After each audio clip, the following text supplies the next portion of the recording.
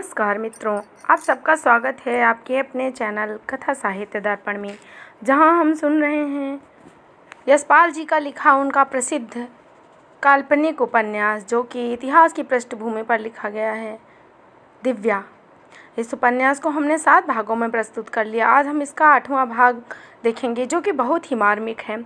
अभी तक हमने देखा कि एक दिव्या नामक युवती जो कि राजप्रसादों और महलों में पली, कला में निपुण, नृत्य गान में निपुण, वहीं के नगर के दासपुत्र पृथुसेन की ओर आकर्षित हो जाती है। पृथुसेन युद्ध में जाता है, वापस आता है।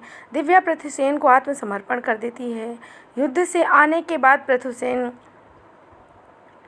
उस समय नगर के गणपति की पुत्री सीरो से विवाह का मन बना लेता, पर इसमें वास्तव में पृथुसेन की इच्छा नहीं होती। वह अपने पिता पृष्ठ की कुटिल राजनीति का शिकार होता है। दिव्या को चाहते हुए भी वह दिव्या से शादी नहीं कर पाता और दिव्या भी पृथुसेन के द्वारा 6 माह की गर्भवती है। और क्योंकि वह अविवाहिता है और पृथुसेन ने भी उसको स्वीकार नहीं किया, तो दिव्या रात के अंधेरे में वह सुमित्रा के भवन में जाने का बहाना करके नगर से भाग जाती है। साथ ही में उसकी दासी धाता भी जाती है और वह एक दूती के द्वारा पकड़ ली जाती है। दूती वह उनको ले जाकर एक व्यक्ति को बेच देती है। इसका थोड़ा थोड़ा सा आभास धाता को होने लगता है।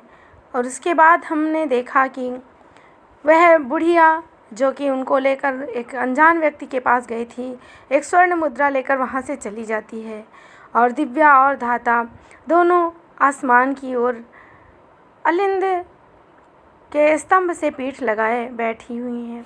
अब उसके आगे हम देखेंगे क्या होता है।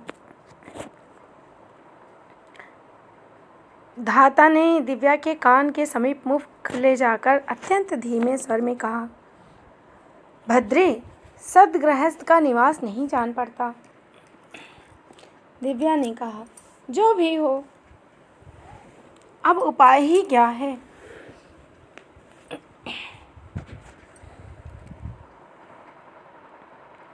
आंगन की कुटी हुई भूमि गोबर से लिपी हुई थी और भित्तियां नीलापन लिए श्वेत मिट्टी से।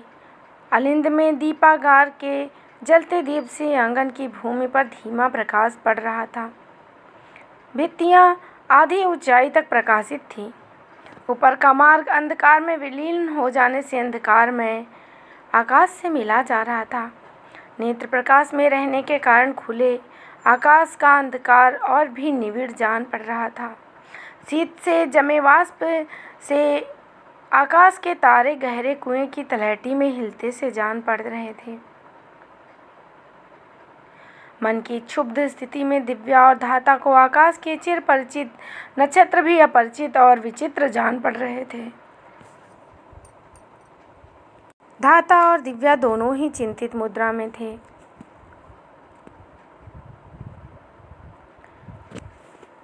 दिव्या कुछ पल आकाश की ओर देखती हुई फिर जानू पर चिबुक टिकाकर सोचने लगती है, कहाँ आ गई, क्या होगा आगे। प्रापितामह के प्रसाद में सब कुछ था, परंतु वहाँ अपराधिनी और कलंकिनी बन गई। यहाँ अपराधिनी और कलंकिनी न बने तो भी भृत्या, दासी सभी कुछ बनने के लिए प्रस्तुत है। वह माता बन रही है, माता बन सके बस। कल्पना में तात का प्रसाद दिखाई देने लगा। धृति शर्मा की पत्रिकाएं मोक्ष के प्रथम गर्भ प्रसव के उपलक्ष्य में संपूर्ण प्रसाद उल्लास से गूंज रहा था और स्वयं वह उसी के कारण अपराध होकर निराश्रित हो रही है।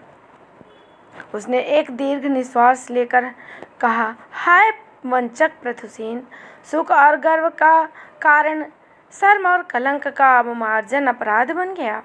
कल्पना और सच में उसको गंभीर रुद्र धीर भी दिखाई देने लगा। अभद्र मारिस की वह स्तुति स्मरण हो आई। उसने कहा, भद्रे, तुम्हारी कला आकर्षण शक्ति निखार मात्र है जो नारी में सृष्टि का आदि है। उस आकर्षण में नारी में निहित सृष्टि की शक्ति में कितना अभिशाप अभिसिंचित है। इस सब के लिए वह कब प्रस्तुत थी, परंतु शायद दैव की ऐसी इच्छा थी। प्रौढ़ द्वार से आंगन की ओर लौटा। वो युवती उसके पीछे थी। उसने कहा, बेटी, यहाँ शीत है, कष्ट होगा। उसने दिव्या को संबोधित किया और हाथ बढ़ाकर कहा, लाओ यह बहुमूल्य आभूषण सुरक्षित रख दूं। दिव्या के नेत्र प्रौढ़ की ओर उठ गए। धाता ने भी उसकी ओर देखा। मुख से कुछ न कह दिव्या ने कंठ की मुक्त मालाएं उतार कर प्रौढ़ के हाथ में दे दी। प्रौढ़ के साथ खड़ी युवती कौतूहल वश में न कर सकी। उसने मालाएं प्रौढ़ के हाथ से झपट ली और विस्मय से नेत्र फैलाकर दीपक के समीप ले जाकर उन्हें देखने लगी। उस ओर ध्यान न दे दिव्या के बाहु की ओर संकेत कर प्रौढ़ ने कहा, बेटी, वह अंगद भी। दिव्या ने अपना बाहु धाता की ओर बढ़ा दिया। धाता ने विवशता से कांपती उंगलियों से रत्न जटित अंगद के बंधन खोल उसे भी प्रौढ़ के फैले हुए हाथों पर रख दिया। युवती ने उन्हें भी झपट लिया। प्रौढ़ ने अपनी बात दोहराई, बेटे, यहाँ शीत में आकाश के तले भूमि पर कष्ट होगा। आओ, कक्ष में विश्राम करो। दिव्या और धाता प्रौढ़ के संकेत से उठ पीछे पीछे आंगन के ओर चले। वे अधिक विस्तृत दूसरे आंगन में पहुंची। आंगन के चारों ओर अनेक कक्ष मुंदे हुए कपाट और भित्तियों से दिखाई दे रहे थे। दक्षिण के कोने में एक और प्रकाशित कक्ष के अतिरिक्त सब ओर गहन अंधकार। प्रौढ़ इसी दिशा में धाता और दिव्या के साथ आगे बढ़े। द्वार के बाहर एक प्रहरी के से मलिन वेश में, कमर में खड्ग और हाथ में कोड़ा लिए एक व्यक्ति खड़ा मिला। 3 पुरुष कक्ष से निकले। जीर्ण, मलिन और अपर्याप्त वस्त्रों में शीत में सिमटे वे दास से जान पड़ रहे थे। प्रहरी उन तीनों की ओर देखकर उनको दूर ले गया। बालक कांख में चटाई लिए और हाथ में दीपक लिए सनय सनय उनके पीछे चलता आ रहा था। प्रौढ़ के संकेत से बालक ने दीपक कक्ष में रख कोने में चटाई भूमि पर बिछा दी। दिव्या को पीठ पर हाथ रख वृद्ध ने उसे भीतर जाने का संकेत किया। बेटे, यहाँ शीत से कष्ट न होगा, तुम विश्राम करो। धाता भी कक्ष में जा रही थी, परंतु प्रौढ़ ने अपने बाहु से द्वार रोक कर कहा, तुम्हारे लिए अन्यत्र स्थान है। दिव्या ने बिलख कर प्रार्थना की, अम्मा को यहाँ आने दो, परंतु कक्ष के द्वार बंद हो गए। दिव्या ने कक्ष पर ताला लगा देने का शब्द सुना। कक्ष में दिव्या और बाहर धाता के कंठों में चित्कार, परंतु स्वयं ही उसकी व्यर्थता अनुभव हो जाने के बाद वह निःशब्द श्वास में बदल गया। उसे कौन सुनता। दोनों के नेत्रों से विवशता के अश्रु बह रहे थे। इधर तार्त धर्मस्थ के प्रसाद का वर्णन। दोपहर रात्रि बीत जाने पर वह सुमित्रा के चतुर्साल में समाज का अंत हुआ। दिव्या की शिविका के वाहकों ने प्रतिहारियों से धर्मस्थ की प्रपौत्री के न लौटने की विषय में जिज्ञासा प्रकट की। कुमारी के चतुर्साल अथवा उद्यान में न पाए जाने के समाचार से विक्षिप्त, अत्यंत आशंकित हो वाहक भय से कांपते हुए धर्मस्थ के प्रसाद लौटे। आस्थानागार, चतुर्साल उद्यान और सिंह द्वार के भृत्यों, दासों और प्रतिहारियों से पंडित विष्णु शर्मा ने जाना। सूर्यास्त के कुछ पल पूर्व कुमारी दिव्या दासी धास्ता सहित मल्लिका अथवा व सुमित्रा के संगीत समाज में सम्मिलित होने के लिए शिविका पर प्रसाद से गई थी। महादेवी की विक्षिप्त अवस्था होने और शेष परिवार के नवजात संतान के उत्सव में व्यस्त होने के कारण कुमारी के लौटने के विषय में विलंब की सूचना वह निवेदन न कर सकी। पंडित विष्णु शर्मा ने तत्काल द्रुतगामी अश्वों के लिए आज्ञा दी। कुमारी की खोज में अश्वारोही नर्तकी व सुमित्रा देवी, मल्लिका, प्रेस्त प्रसाद, सामंत सावर्थ के प्रसाद आदि अनेक स्थानों की ओर सरपट दौड़ गए। शिविका वाहक और दासी धाता की पुत्री युवती दासी छाया विष्णु शर्मा की आज्ञा से तत्काल बंधन में ले लिए गए। 8 शिविका वाहकों को पृथक पृथक ले जा उन्हें पीड़ित कर रहस्य जानने का आदेश उन्होंने प्रतिहारियों को दिया। भृत्य, दास, दासी कंचुकी पृथक पृथक पंक्तियों में अपने दोनों हाथ घुटनों के सम्मुख फैलाए भय से कांप रहे थे। सशस्त्र प्रहरी हाथ में कोड़े लिए उपस्थित थे। दासों ने अनेक प्रकार के कठोर दंड और पीड़नों से परिचित होते हुए धर्मस्थ के प्रसाद में इस प्रकार के दंड की कभी कोई स्मृति न की थी। एक घड़ी व्यतीत होने से पूर्व ही सभी स्थानों से अश्वारोही लौट आए। क्षोभ और अवसाद की गहरी घटा हो गई। दिव्या के साथ धाता की अनुपस्थिति के कारण पंडित विष्णु शर्मा ने धाता की पुत्री छाया के अभिसंधि में सम्मिलित होने की शंका प्रकट की। कुल वधुओं को अपने अपने कक्ष में लौट जाने का आदेश दिया। स्त्रियों के चले जाने पर उन्होंने 2 प्रतिहारियों और अन्य को भी आज्ञा दी। दासी पुत्री छाया को विशेष पीड़ित कर रहस्य जाना जाए। छाया ने आंसुओं से भीगा मुख पृथ्वी पर रख त्रस्त कंपित स्वर में गिड़गिड़ाते हुए अज्ञान प्रकट कर करुणा की भिक्षा मांगी। विष्णु शर्मा के संकेत से दोनों प्रहरी छाया को दोनों बाहुओं से उठाकर ले गए। जाते हुए प्रहरियों को विष्णु शर्मा ने पुनः आदेश दिया, रहस्य प्रकट करने पर दासी को उपस्थित किया जाए। अंतःपुर की दासियों से उन्होंने जाना। दासी आशा भी मध्याह्न में कुमारी का पथ्य ले उनके कक्ष में गई थी। 2 प्रतिहारियों को उन्होंने आशा को ले जाने और उनसे भी रहस्य जानने का आदेश दिया।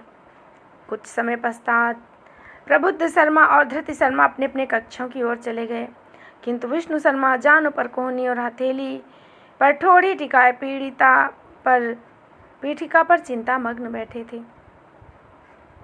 2 घड़ी समय बीत जाने की सूचना अलिंद के सम्मुख लटके घड़ियाल पर पड़े प्रहार द्वारा 2 प्रहरी 2 बार दे चुका था।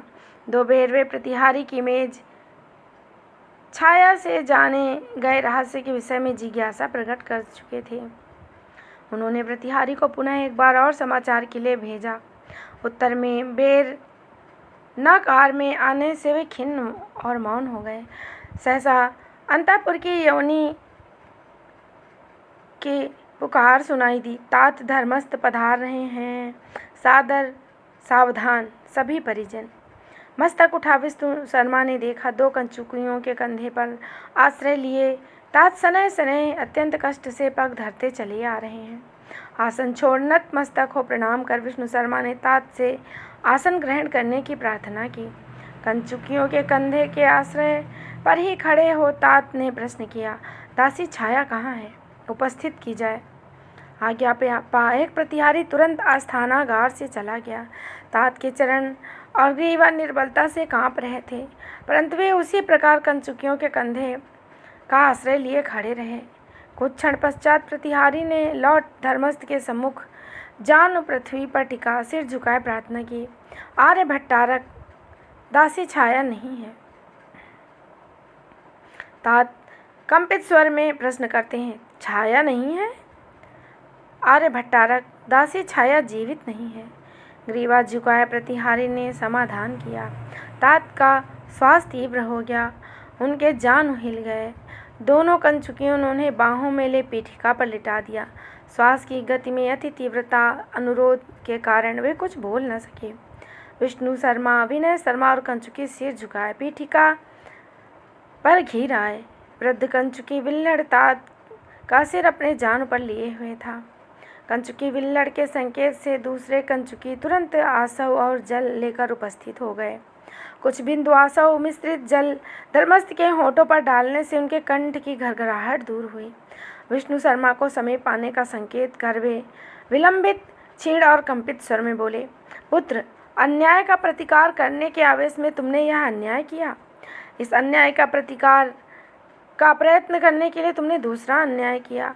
पुत्र, प्रतिकार और प्रतिहिंसा न्याय नहीं है। तुम्हें बेटी के चले जाने पर आक्रोश है। वह किसके अपराध से गई? मेरे और समाज के अनुशासन के। पुनः उनका कंठ घरघरा कर हिचकी आने लगी। विल्लड़ ने पुनः कुछ बूंद आंसू मिलाकर जल उनके मुख में दिया। अत्यंत कठिनाई से तात फिर और भी क्षीण स्वर में बोले, छाया को उसकी माता के स्वामी स्नेह का परिणाम मिला। पुत्र, मुझे खोकर तुम इस अन्याय का प्रायश्चित करोगे। विल्लड़ ने पुनः कुछ बूंद आंसू धर्मस्थ के मुख में दिया। हिचकियों के बीच अवसर में तात ने अत्यंत अस्पष्ट शब्दों में कहा, पुत्र, बेटी पर क्रोध न करना। विल्लड़ के और जल देने पर वे निगल न सके। श्वास की गति सरल करने के लिए विल्लड़ ने उनकी ग्रीवा सीधी कर दी। वह स्वयं श्वास रोके अपलक धर्मस्थ के नेत्रों की ओर दृष्टि लगाए था। तात का माथा बिस्तर पर रख विल्लड़ दोनों हाथों से सिर पीट कर चित्कार कर उठा। आस्थानागार पुनः परिवार के स्त्री और पुरुषों से भर गया। और वहाँ कृंदन चित्कार से पूरा आस्थानागार गूंज उठा। कंचुकी, भृत्य, दास दासी, पुत्र पौत्र प्रपौत्र सभी रो रहे थे। हेमंत के पाले से निविड़ आकाश में नक्षत्र भी अस्थिर और द्रवित जान पड़ रहे थे। आगे का भाग है दारा, जिसमें दिव्या की करुण कहानी प्रस्तुत होगी। तो चलते हैं, देखते हैं दारा में दिव्या की क्या स्थिति होती है। मद्रगढ़ राज्य की दक्षिण पूर्वी सीमा समुद्र सतुर्दी नदी थी। नदी के पश्चिम पत्तन पर दास व्यवसायी श्रेष्ठ मातुल प्रतल का साथ गर्त संध्या से डेरा डाले था। अन्य दो व्यवसायी सार्थ भी नदी पर पार करने के लिए शैकिल्य राजपुरुषों की अनुमति की प्रतीक्षा कर रहे थे। मद्रगढ़ की सीमा नदी को लांग दूसरी ओर जाने से शैकिल्य राजपुरुष व्यवसायियों के साथ द्रव्य की परीक्षा कर राजस्व शुल्क उगा रहे थे। श्रेष्ठी प्रतुल ने शुल्क स्थान के प्रधान राजपुरुष के साथ रात्रि में अचानक भोजन किया। श्रेष्ठी के इस मार्ग में जाते आते प्रायः रहने से राजपुरुष से उसका परिचय हो गया था। 7 मास पूर्व दक्षिणा पाए से कृष्ण वर्ग दास ले मद्र आते समय मातुल ने राजपुरुष को सिंघल की मुक्ता की अंगुलीय भेंट की थी और उत्तर से लौटने पर काश्मीर का नीलम भेंट करने की प्रतिज्ञा की थी। मित्रता और रात्रि के अपानक का शैथिल्य होने पर भी मद्र के राज नियमों की उपेक्षा वह नहीं कर सकता था। श्रेष्ठी प्रतुल 7 मास पूर्व दक्षिणा पथ से 135 दास दासी लेकर आया था। लौटते समय उसके साथ 165 दास दासी थे। वे सभी नए थे, कुछ यवन, कुछ कश्मीरी, कुछ उत्तरापथ के गौर वर्ण और दार प्रांत के गौर वर्ण, चपल नेत्र, ललित अंग, अनेक दासियां थीं। शैकिल्य राजपुरुष ने प्रत्येक दास दासी के क्रय का ताड़पत्र देख निश्चय किया। उनमें से कोई अपहृत अथवा अपने स्वामी की सेवा से भागा हुआ दास दासी तो नहीं, अथवा कोई द्विज संतान तो नहीं। मद्रगढ़ राज्य की राजमुद्रा धारण की अचानक सौकल्य ने ताड़पत्र देख प्रधान सौकल्य का ध्यान आकर्षित किया। 7 मास पूर्व के लेख के अनुसार श्रेष्ठी प्रतुल ने मद्रगढ़ की राज्य सीमा में एक पत्नी, 6 प्रतिहारी और परिचर्या के लिए 1 दास और 10 बालक सहित बिक्री के लिए 135 दास दासी के साथ प्रवेश किया था। अब श्रेष्ठी 2 पत्नियों सहित सीमा लांघना चाहते हैं। परिचर्या के लिए कृष्ण के स्थान पर अब गौर दास हैं। श्रेष्ठी ने परिचर्या के लिए लाए कृष्णदास को मद्र की सीमा में बेचा है। परिचर्या के दास का शुल्क उस समय नहीं लिया गया था। उसके बेच दिए जाने पर उसका शुल्क आधा मिलना चाहिए। हंसकर प्रतुल ने उत्तर दिया, कर्तव्य पर आर्य का वचन सत्य है, पर आधा और ले ले। मुद्राधारी शैकिल्य ने प्रधान शैकिल्य को धीमे स्वर में पुनः संबोधित किया। श्रेष्ठी की द्वितीया पत्नी कृत दासी है अथवा विवाहित पत्नी? यह रहस्य संबोधन सुन श्रेष्ठी मातुल ने विनोद से हंसकर उत्तर दिया, आयुष्मान की सतर्कता स्तुत्य है, परंतु भद्र द्विज कुलों में दास दासी का क्रय विक्रय लेख का साक्षी द्वारा होता है। कन्यादान और पाणी ग्रहण केवल मुख्य शब्दों अथवा अदृश्य देवता के साक्ष्य में होता है। उसके लिए ताड़पत्र का प्रमाण प्रस्तुत नहीं किया जा सकता। भद्र जम्बूद्वीप के आर्यों की यही मर्यादित विवाह पद्धति है। मैंने सांगल के श्रेष्ठ कुलज वणिक नैमित्य की कन्या के रूप में और गुण पर मुग्ध होकर उसे पाणी के रूप में ग्रहण किया है। और देखो, कुलवती का गुण मेरी वंशवृद्धि का अंकुर इतना शीघ्र अपने शरीर में धारण किए हुए है। मेरी प्रथम युवा पत्नी 3 वर्ष के सहवास से भी बंध्या है। इसी से यह विवाह सौभाग्य हो, वृद्धि हो। प्रधान शैल्किक ने हंसकर उत्तर दिया, परंतु श्रेष्ठी की सौभाग्यवती पत्नी मद्र की स्वतंत्र भूमि छोड़ राजाओं के उत्पीड़ित देश में जाकर क्या भाग्यवती होगी? उस अबोध को राजाओं से उत्पीड़ित देश की अवस्था का क्या ज्ञान? शुल्क स्थान की पंथशाला में अलिंद में प्रौढ़ की पत्नी अंजना के साथ अंतरण पर बैठी दिव्या दास व्यवसायी प्रतुल और शैकिल्य का विनोद विवाद सुन रही थी। एक अंकुशता उसके हृदय में चुभ। मद्र की स्वतंत्र मातृभूमि, प्यारी सांगल नगरी, जहाँ उसे अल्हड़पन के खेले खेल अब वह सदैव के लिए बिछुड़कर वहाँ से ले जाई जा रही है। इस समय विरोध का एक चित्कार उसके दास व्यवसायी के पास से और दासत्व से मुक्त करा सकता है, परंतु वह कहाँ जाएगी? उसके लिए स्वतंत्रता कहाँ है? उसके लिए शरण और स्थान कहाँ है? उसकी संभावित संतान के लिए शरण और स्थान कहाँ है? जिसके लिए जीवित रहने का अवसर नहीं, उसके लिए स्वतंत्रता कहाँ? उसने सुना प्रौढ़ मातुल राजपुरुष को उत्तर दे रहा, आर्व भूमि और देश का प्रेम जीवन से संबद्ध है। जहाँ व्यक्ति जीविका पाता है वही उसका देश है। और क्या प्रेमी का प्रणय कुछ भी नहीं? प्रणय शब्द दिव्या के लिए त्रास और अंधकारमय हो गए। इस शब्द का अर्थ पृथुसेन की प्रवंचना। प्रौढ़ मातुल ने भी उससे त्राण ही पाया था। बेटी संबोधन के अतिरिक्त उसने निर्दयता ही की। उसने दिव्या का एकमात्र अवलंबन धाता को छीन लिया, न जाने कहाँ लोप कर दिया। उस संध्या कक्ष में पृथक मुंदी जाने के पश्चात धाता का कोई चिन्ह अथवा संकेत न मिला।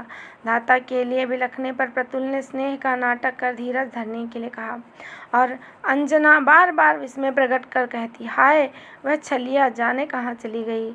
असहाय दिव्या मौन आंसू बहाती रही। प्रतुल के प्रत्यक्ष स्नेहमय व्यवहार के पीछे बंदी को संतुष्ट सुरक्षित रखने की छलना और सतर्कता प्रतिक्षण झलक रही थी।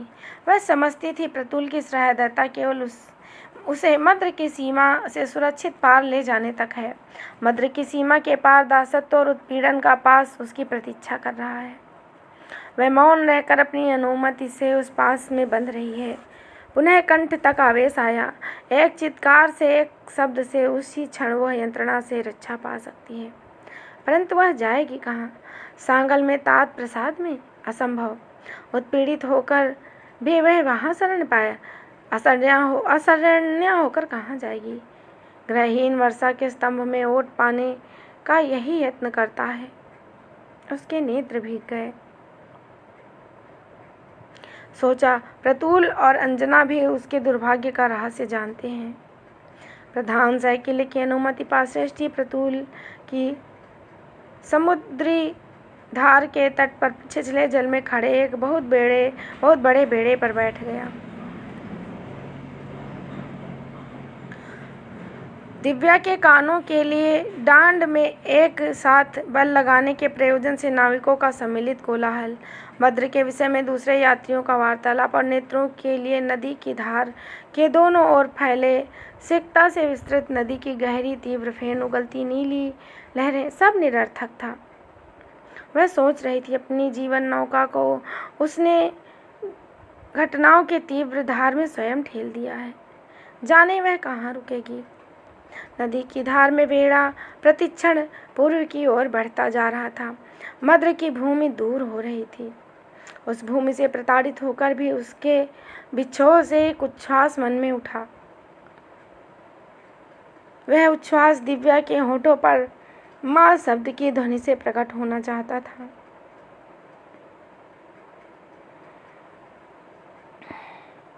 माँ के जीवित रहते भी क्या वह इस प्रकार विवश होकर चली जाती?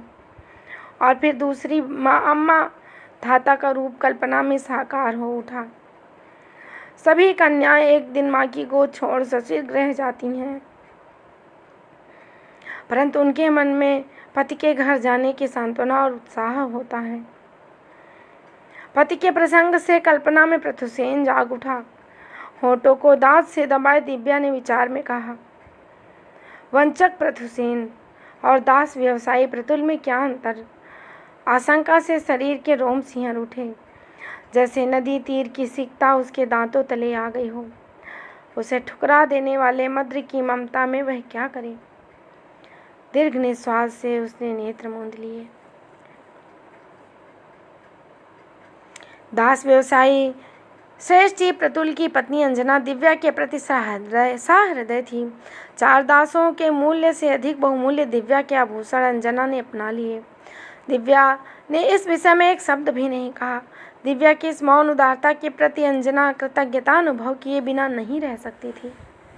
दिव्या के कंठ की मुक्ता मालाएं, रत्न जड़ित अंगद और कौशेय वस्त्रों से अंजना को निश्चय था कि युवती अवश्य ही उच्च सामंत वर्ग के प्रसाद में पली है। उसका गर्भ देख वह यह भी जान गई कि इसी कारण वह स्वेच्छा से दुख और दैन्य का मार्ग स्वीकार कर रही है। कुछ दिव्या के प्रति सहानुभूति, कुछ कौतूहल से अंजना ने उसके साथ साक्ष्य स्थापित कर उसका रहस्य जानना चाहा। दिव्या ने कातरता से संक्षेप में उत्तर दिया, मैं अभागी वंचिता हूँ। मेरे पितृगृह में सब कुछ था, परंतु मेरे लिए स्थान न था। इस अवस्था में मेरा कुल मेरी सहायता नहीं कर सकता। आश्रय की खोज में भटकती तुम्हारे स्वामी के हाथ पड़ गई। अब दैव जो चाहे। श्रेष्ठी प्रतुल को आशा थी दिव्या को मगध के समृद्ध रसिक ग्राहकों के हाथ बेच ऊंचा मूल्य पाएगा। ऐसी रूपवती लावण्यमयी दासी के लिए 400 स्वर्ण मुद्रा भी अधिक नहीं थी। परंतु सूरसेन वेश की मथुरापुरी नगरी पहुँचते पहुँचते दिव्या की अवस्था यात्रा योग्य न रही। उसे किसी भी प्रकार का कष्ट सहने का अभ्यास न था।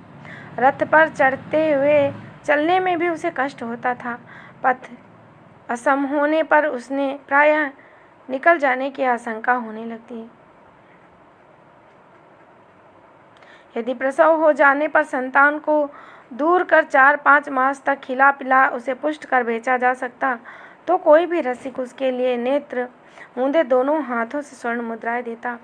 परंतु उसके ही कारण वह कितने समय तक सूरसेन में टिका रह सकता था। साथ में नए 165 दास दासियों का दीर्घ समय के लिए व्यर्थ भरण पोषण। इस विलंब के कारण वह चैत्र मास में दक्षिणापथ के दासों के मेले में पहुंचने से भी रह जाता। दास दासियों के रूप में मनुष्यों का व्यवसाय करने के कारण प्रतुल अनेक श्रेष्ठी के मनुष्यों के शरीर और स्वभाव की सूक्ष्म तीव्रताओं से उसी प्रकार परिचित था जैसे कुम्हार अनेक स्थलों की मिट्टी, उससे बने पात्रों और उसके उपयोगिता और मूल्य से अवगत रहता है। पाटलिपुत्र में उस घर में 4 दासियां थीं। इन दास दासियों का काम गृह सेवा या स्वामी के लिए भृत्य कमाना न था। वे प्रति 18 मास पश्चात संतान उत्पन्न करती थी। प्रतुल उन्हें न बेच उनकी संतान बेचता।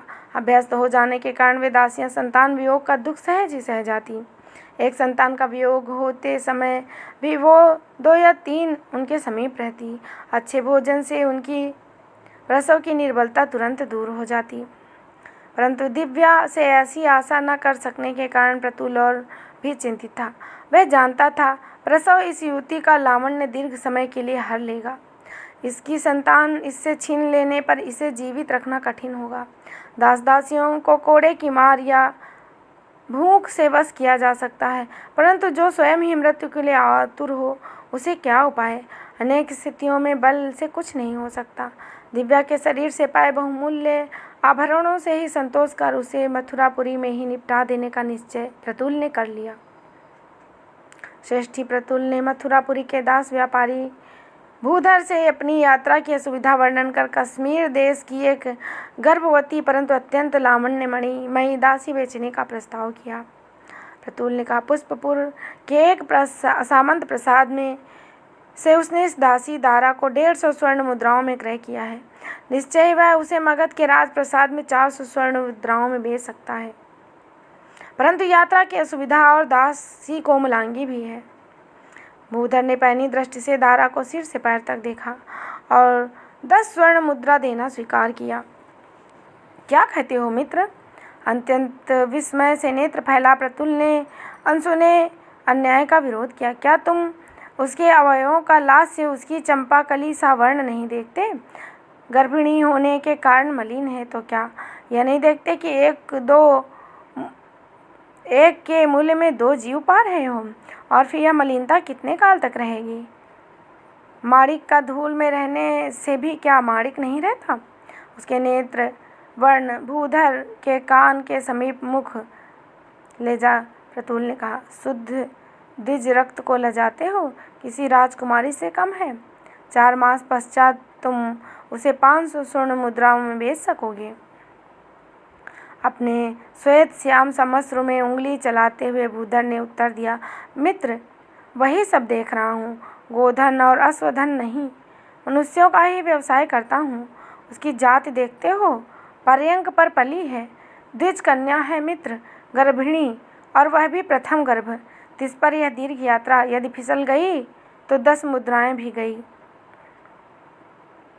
प्रतुल के कान के समीप मुख ले जा भूधर ने कहा, मित्र, अजात शत्रु और बृहद्रथ का समय गया, अब पुष्यमित्र का शासन है और सूरसेन का उपरिक है रवि शर्मा।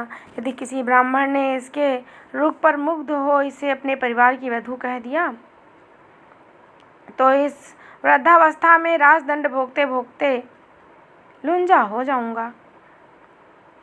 दासी दारा अभी प्रसव वेदना से मुक्त नहीं हो पाई थी कि दैव ने उसका ग्राहक दास व्यापारी भूधर के द्वार भेज दिया।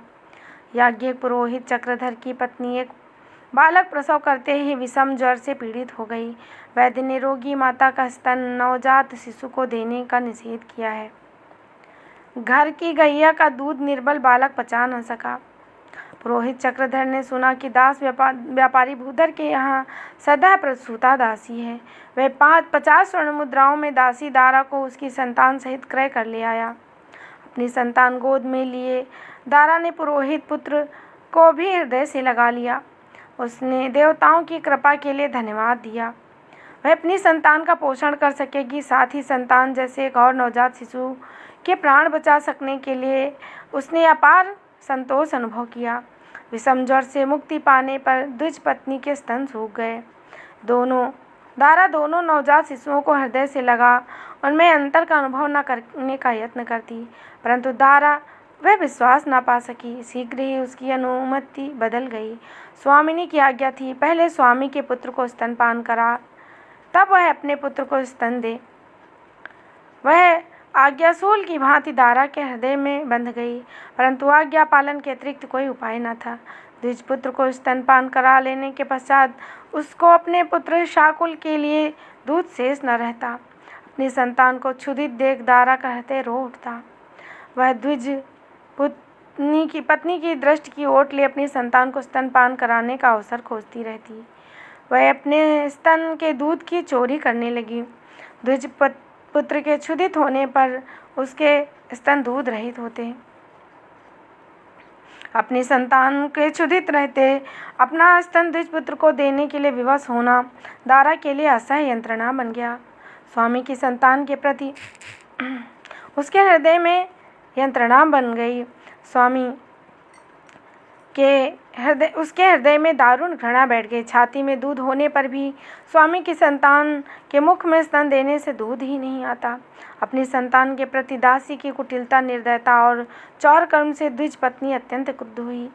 उन्होंने दारा की कठोर प्रताड़ना की और उसे सद्मार्ग पर आता न देख उसकी संतान छीन उसे अन्यत्र बेचने की भर्त्सना की। उन्होंने आज्ञा दी, स्वामिनी की संतान को अपने स्तन से संतुष्ट किए बिना वह अपनी संतान को न छुए। दारा का पुत्र एक फटे वस्त्र में अलिंद में पड़ा रहता। स्वामी की संतान को गोद में लिए वह सजल नेत्रों से अपने बालक की ओर देखती। दारा की ऐसी अवस्था देख स्वामिनी क्रोध से क्षुब्ध हो जाती। अपनी संतान के प्रति दासी के मानसिक विरोध और विश्वासघात के लिए वह उसकी घोर प्रताड़ना करती। स्वामी की संतान के मुख में अपना स्तन दिए अपने पुत्र को क्षुधार्त देखते रहना दारा के लिए असह्य था। वह उस ओर दृष्टि हटा लेती। ऐसी अवस्था में दूध न आने के कारण द्विज पुत्र धाता का स्तन अपने दांतहीन जबड़े से तोड़ छटपटा उठता। चतुर द्विज पत्नी ऐसी परिस्थिति का उपाय जानती थी। वे दारा के पुत्र शाकुल को उसके सम्मुख लाने की आज्ञा देती। अपने पुत्र के प्रति ममता की अनुभूत से दारा के स्तनों से दूध और नेत्रों से जल बह चलता। उसके स्वामी की संतान तृप्त होती। यही क्रिया प्रतिदिन संध्या पुरोहित चक्रधर के आंगन में गाय के साथ भी होती। गोदोहन से पूर्व बछिया को गाय के स्तनों में छोड़ दिया जाता। अपने स्तनों पर अपनी संतान का मुख स्पर्श पा जब गाय स्तनों में दूध ढील देती तो बछिया को गले से रस्सी खींच खूंटे पर बांध दिया जाता और उसका दूध द्विज पति या पत्नी या दास दूह ले जाते। द्विजपत्नी दारा के प्रतिरक्षा का उपदेश देती तो कितनी दुष्ट और कुटिल है। अपने पाप का फल इसी जन्म में दासी होकर भोग रही है और इस जन्म में स्वामी के प्रति विश्वासघात का दंड न जाने कितने जन्म पर्यंत भोगेगी। पशु होकर भी यह गाय तुझसे अधिक धर्मशील है। उत्तर न दे। दारा स्वयं अपनी तुलना गाय से करती, केवल उसके गले में रस्सी न थी। रस्सी होने पर वह भी गाय की ही भांति विवश थी। वह अनुमान करती गाय का हृदय भी अन्याय की भावना से प्रतिहिंसा का अनुभव करता है या नहीं। दासी होकर अपने शरीर को अपना समझना उसके लिए विश्वास में पाप था, परंतु वह विवश थी। वह सोचती क्यों उसकी संतान के लिए जीवन का अधिकार नहीं। प्रायः मौन रहने के कारण उसकी कल्पना बावली हो उठती।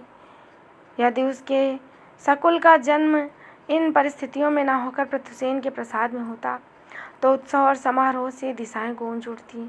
पृथुसेन की संतान होने से सकुल के लिए सब कुछ प्राप्त हो जाता। दिव्या यह सोचकर करुण चित्कार के साथ हृदय में व्याकुल हो जाती। अपने पुत्र के लिए वह व्यग्र हो जाती। उसकी कल्पना अतीत की ओर चली जाती। उसके अपने जन्म के समय भी उसकी माता रोगग्रस्त हो गई। उसका पोषण भी धात्री के स्तन से हुआ। क्या उसी कर्म का फल है? बौद्ध ब्राह्मण कहते हैं मनुष्य अपने कर्म से ही दुख पाता, परंतु मेरे बच्चे का क्या कर्म है? अभी तो वह उत्पन्न ही हुआ है। उत्पन्न होने से पूर्व ही उसका कर्मफल फूट गया। वह नहीं जानता किस कर्म का दंड वह भोग रहा है। हे देवता, अपना अपराध या दुष्कर्म जाने बिना यह बोध बालक दुष्कर्म से बचने का निश्चय कैसे करे? यदि दुष्कर्म मैंने किया है तो दंड और भोग के लिए मैं प्रस्तुत हूँ। मेरा पुत्र क्यों क्षुधा पीड़ित हो? मैंने कौन सा दुष्कर्म किया है? क्या पृथुसेन से अनुराग पाप था? क्या गर्भ धारण करना ही पाप है? संपूर्ण सृष्टि गर्भ धारण करती है, तो मैंने भी वही किया। केवल द्विज समाज की आशा बिना गर्भ धारण किया। इस कर्म का यही फल है। पुरोहित चक्रधर के द्वारा भिक्षा के लिए उपस्थित होने पर कृसाय चिवरधारी भ्रमण उपदेश दे जाते हैं। सुख केवल अस्थायी अनुभूति है। उसकी कल्पना अपने अतीत की ओर चली जाती है। भ्रमण का वचन उसे सत्य जान पड़ता। जब भी अनुभव किया, केवल उड़ते हुए मेघों की छाया की भांति उसने जीवन में दुख ही अनुभव किया। उसकी कला की देवी सरस्वती पुत्री निर्वाचित होना पृथुसेन के अंक में एकांत क्षण, उस मिलन से पूर्व और पश्चात की कल्पना है। दुखियों के लिए वैराग्य ही सुख है। जीवन से मोह व्यर्थ है, परंतु सकुल का अस्तित्व काल्पनिक न था। मथुरापुरी के पथों और वीथियों पर भिक्षाटन के लिए विचरते भिक्षु नित्य दुखियों की शरण का निमंत्रण देते। दुख से पीड़ित मनुष्य तथागत की शरण में आओ, इसी तरह वह संघ की शरण में आओ का उपदेश देते। सूर्योदय से पूर्व अंधकार में पृथ्वी पर सोई दारा के वक्ष में साकुल रो उठा। दारा ने स्तन उसके मुख में दे दिया। साकुल यथेष्ट स्तनपान कर सो गया। कुछ ही क्षण पश्चात स्वामिनी और उसके पुत्र की निद्रा भंग होने पर स्वामी की संतान की क्षुधा निवृत्ति के लिए दारा की पुकार हुई। प्रातः बालक की प्रथम क्षुधा के समय धाता ने स्तन में दूध नापा। पुरोहित पत्नी अत्यंत क्रुद्ध हुई। दारा की भर्त्सना कर उन्होंने उसे धान कूटने का कठोर दंड दे दिया। मध्याह्न का भोजन मिट्टी के पात्र में पा साकुल को वक्ष पर लिए दारा उदर पूर्ति के लिए अलिंद में बैठ गई। स्वामिनी को सोया देख वृद्धा दासी लोभा ने दारा के समीप बैठ सहानुभूत के स्वर में कहा, बेटी, स्वामिनी को क्षुब्ध कर तूने भला काम नहीं किया। आज स्वामी और स्वामिनी ने साकुल को कहीं दे डालने का निश्चय कर लिया है। जा अभागी, स्वामिनी से क्षमा मांग। मिट्टी के पात्र सम्मुख में रख रूखा अन्न वैसे ही रह गया। दारा सोचती रह गई, वह क्या करे। ज्येष्ठ के मध्याह्न में पुरोहित और स्वामिनी निद्रागत थे। बूढ़ी लोभा भी एक ओर जा सोई।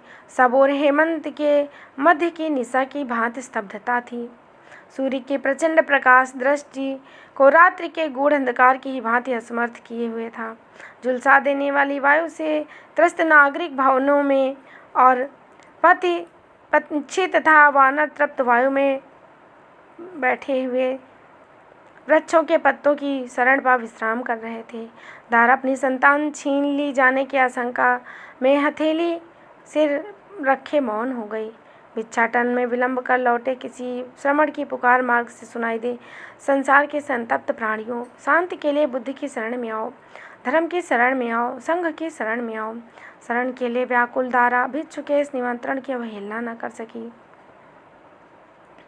मध्याह्न सूर्य के प्रचंड ताप से भूमि की रज धूसर ज्वालाओं से आकाश की ओर उठी जा रही थी। हूं करती संतप्त वायु आश्रय की खोज में वनों की ओर जा रही थी। सूर्य के उत्तप्त बाणों से साकुल की कोमल त्वचा बचाने के लिए दारा ने शिशु को अपने छिन्न जीर्ण मलिन उत्तरीय में लपेटा।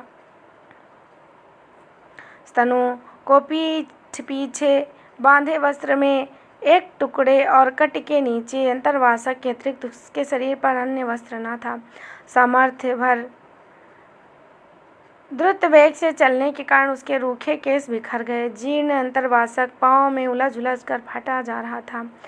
सिर और शरीर पर सूर्य की किरणें चुभी जा रही थी। पांव तले तवे के समान तपते प्रस्तर खंड थे। शरीर स्वेद से लथपथ हो गया। दारा का ध्यान इस ओर न था। उसके कान श्रमण के करुणापूर्ण निमंत्रण की ओर थे। संसार के संतप्त प्राणियों, शांत के लिए बुद्धि की शरण में आओ। 100 वर्ष से अधिक समय से वह चैत्य शिखर संसार के संतप्तों के प्रति अभिधर्म और करुणा की शरण की घोषणा कर रहा था।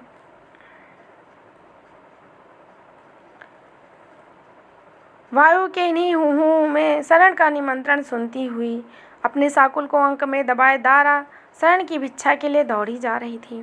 बिहार के विशाल सिंह द्वार के पट मुंदे थे। मुंदे पटों से दूसरी ओर करुणा और शरण का देश था। दारा ने सिंह द्वार से लटके विशाल घंटे को हिला दिया। गंभीर नाद से वातावरण गूंज उठा। उस गुंजन से कृपा के कण बरस रहे थे। विशाल द्वार के पटों से एक छिद्र खुला। छिद्र से एक तरुण भिक्षु ने निद्रा विलसित प्रश्नवाचक दृष्टि से दारा की ओर देखा। दारा उकला उठी। प्रभो, शरण चाहती हूँ, बुद्ध की शरण, धर्म की शरण और संघ की शरण। तरुण भिक्षु के नेत्र अदृश्य हो गए। छिद्र मुंद गया। प्रतीक्षा में कांपती हुई दारा ने द्वार के पट से सिर टिका दिया। कुछ क्षण पश्चात द्वार के पट का एक भाग खुला। एक करुणा मूर्ति प्रौढ़ स्थविर प्रकट हुए। कंपित तन और कंपित स्वर से दारा पुकार उठी, शरणम दयामय, शरणम पिता, शरणम। शांति मुद्रा में कृपा हस्त उठा। स्थविर ने आश्वासन दिया, चित्त को स्थिर कर लो उपासिका। युवक भिक्षु ने बिहार के सम्मुख अस्वस्थ वृक्ष के नीचे बने पत्थर के चौतरे पर एक आसन बिछा दिया। आसन ग्रहण कर स्थविर ने दारा के सम्मुख बैठने का संकेत कर प्रश्न से संबोधन किया, हे उपासिके, चित्त का संकल्प कहो। दारा ने स्नेहपूर्ण नेत्रों से स्थविर के सम्मुख याचना की। करुणा के सागर, अपनी अभागी संतान और उसकी माता के लिए शरण की भिक्षा। कुछ विचार के पश्चात स्थविर ने उत्तर दिया, देवी, जिन सांसारिक उपकरणों की इच्छा तुम करती हो वे बुद्ध की शरण, धर्म की शरण और संघ की शरण के मार्ग में नहीं है। दारा कलप उठी, नहीं पिता, दासी कुछ इच्छा नहीं करती, केवल अत्याचार से शरण मांगती है। कृपा सागर तथागत की शरण में अपनी संतान को पा सके। स्थविर के शांत मुख पर स्पष्ट सी मुस्कान प्रकट हुई। वे बोले, देवी, संसार के सभी संबंध मोह है, दुख का कारण है। मोह से संक्लेशित चित्त शांत की शरण नहीं पा सकता। दारा स्थविर के मुख की ओर निपलक देखती रही। निराशा ने उसकी व्यग्रता को दबा दिया। पुनः साहस कर बोली, हे धर्म चित पिता, दासी तथागत के सर्वभूत दया के धर्म चक्र में इस विहार में शरण की भिक्षा मांगती है। विनय और शील का पालन कर मैं त्रिशरण में मोह से मुक्त हो जाऊंगी। स्थविर की आर्द्र सिक्त मुद्रा की ओर कुछ क्षण निष्पलक देखती उसने साकुल को स्थविर के चरणों के समीप रख अपना मस्तक चौतरे पर टिका फिर याचना की, देव, इस असहाय के लिए धर्म की शरण चाहती हूँ। इसका पालन करती हुई मैं मोह से मुक्त चेरी धर्म ग्रहण करूँगी। निद्रागत बालक कठोर पत्थर के स्पर्श से मुख खोल चित्कार कर उठा। उस विद्रूपता से नेत्र मूंद स्थविर ने आदेश दिया, देवी, बालक को अंक में ग्रहण करो। उन्होंने प्रश्न किया, चेरी धर्म ग्रहण करने की इच्छा करने वाली तुम कौन हो? धर्मपिता, मैं इस असहाय संतान की माता हूँ, दारा ने उत्तर दिया। क्या तुम्हें चेरी धर्म ग्रहण करने में तुम्हारे पति की अनुमति है? दृष्टि झुकाए स्थविर ने प्रश्न किया। नहीं देव, पति नहीं है। दारा ने स्थविर के मुख की ओर देख अस्वीकार किया। यदि तुम्हारे पति नहीं हैं तो क्या तुम्हारे पिता की अनुमति तुम्हारे चेरी धर्म ग्रहण करने में है? स्थविर ने पुनः प्रश्न किया। दारा ने पुनः सिर हिलाकर अस्वीकार किया। नहीं देव, पति नहीं है, पिता भी नहीं है। ग्रीवा झुकाए स्थविर फिर बोले, यदि पति और पिता नहीं है तो क्या तुम्हारे पुत्र की अनुमति तुम्हारे चेरी धर्म ग्रहण करने में है? देव, दासी का पुत्र भी अनुमति देने योग्य नहीं है। दारा ने पुनः स्वीकृति में सिर हिलाया। स्थविर उसी प्रकार निश्चल थे। उन्होंने प्रश्न किया, यदि तुम दासी हो तो क्या अपने स्वामी की अनुमति से चेरी धर्म ग्रहण करना चाहती हो? नहीं देव, दारा ने पुनः सिर हिलाकर कातर स्वर में उत्तर दिया। दासी शरण के लिए प्रार्थना करती है। स्थविर ने अपने झुके नेत्र उठा दारा की ओर देख कहा, देवी धर्म के अनुसार अभिभावक की अनुमति के बिना संघ में शरण नहीं है। दारा ने अपने दुर्भाग्य से चेतन हो स्थविर के मुख की ओर देख कर कहा, उन्हें आसन से उठते देख हाथ जोड़कर निवेदन किया, परंतु देव, भगवान तथागत ने तो वैश्या आम्रपाली को भी संघ में शरण दी। वैश्या स्वतंत्र नारी है देवी। उत्तर में स्थविर उठ गए। हत चेतन दारा मुक्त होस्ट स्थविर की ओर देखती रह गई। स्थविर द्वार से अदृश्य हो गए। युवक भिक्षु भी कुशासन समेत पटों को पीछे कर चला गया। द्वार के पृष्ठ मुंद गए। ताप से हूँ करती संतप्त आई अस्वस्थ वृक्षों के पत्रों में आश्रय खोज रही थी। तो हमने आज यहीं तक पढ़ा। इसके अगले भाग को हम पुनः देखेंगे। तब तक के लिए धन्यवाद। यदि आपका कोई सुझाव है तो आप उसे कमेंट के माध्यम से अवश्य ही बताएं। पुनः आपके समक्ष उपस्थित होंगे। तब तक के लिए धन्यवाद। जय हिंद, जय हिंदी।